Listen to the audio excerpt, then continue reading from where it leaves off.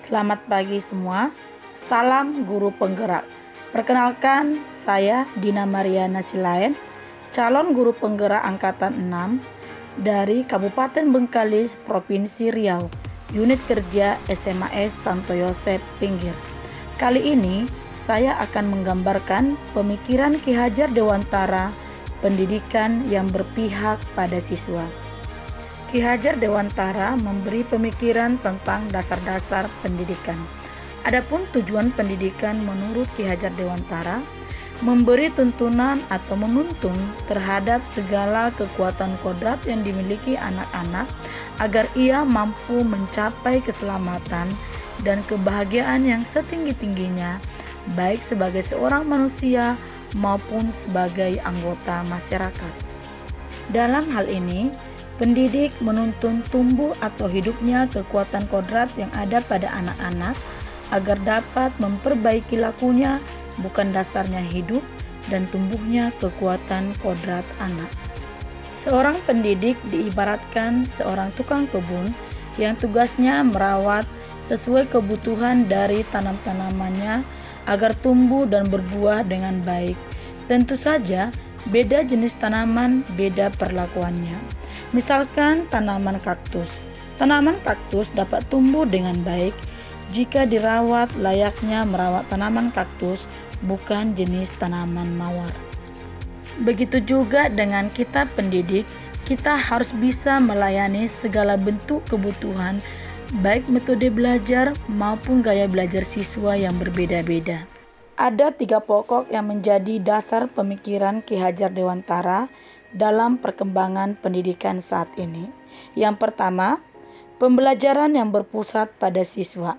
Dalam hal ini, kita pendidik harus memberikan kebebasan kepada anak untuk mengembangkan ide berpikir kreatif, mengembangkan bakat dan minat siswa sesuai dengan merdeka belajar, sehingga anak akan merasa nyaman dan aman dalam proses pembelajaran. Dalam filosofinya, Ki Hajar Dewantara menegaskan bahwa pendidikan berperan dalam menuntun anak dengan mempertimbangkan kodratnya, baik kodrat alam maupun kodrat zaman, untuk mencapai kebahagiaan yang setinggi-tingginya.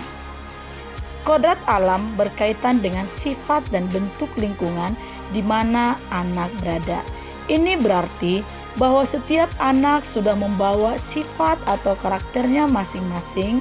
Jadi, kita sebagai guru tidak bisa menghapus sifat dasar tadi.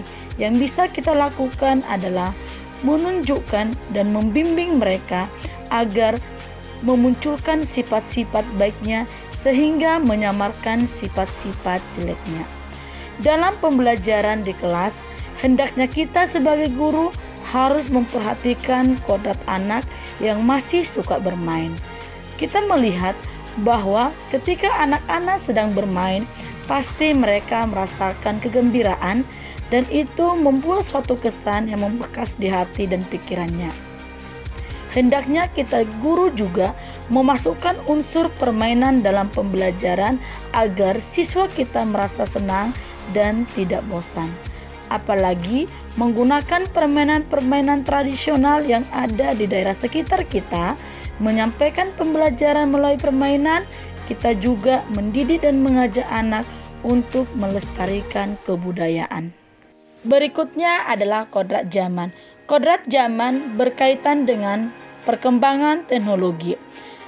Kodrat zaman dapat diartikan bahwa kita sebagai guru harus membekali keterampilan kepada siswa kita sesuai zamannya agar mereka bisa hidup, bisa berkarya, dan bisa mengembangkan diri. Dalam konteks pembelajaran masa kini, kita harus membekali siswa dengan keterampilan abad 21. Pokok pemikiran yang ketiga adalah trilogi pendidikan. Ing ngarso sung tulodo, ing madyo mangunkarso, tutwuri handayani. Memberikan teladan, membangun semangat, dan memberikan dorongan bagi tumbuh kembangnya anak. Sebagai guru, saya harus memberi contoh yang menjadi panutan bagi siswa, serta dapat menuntun mereka menjadi pribadi yang terampil, berakhlak mulia, dan bijaksana, sehingga mereka akan mencapai kebahagiaan dan keselamatan. Demikian demonstrasi kontekstual yang menggambarkan pemikiran Ki Hajar Dewantara. Saya, calon guru penggerak angkatan 6, tergerak, bergerak, dan menggerakkan. Terima kasih.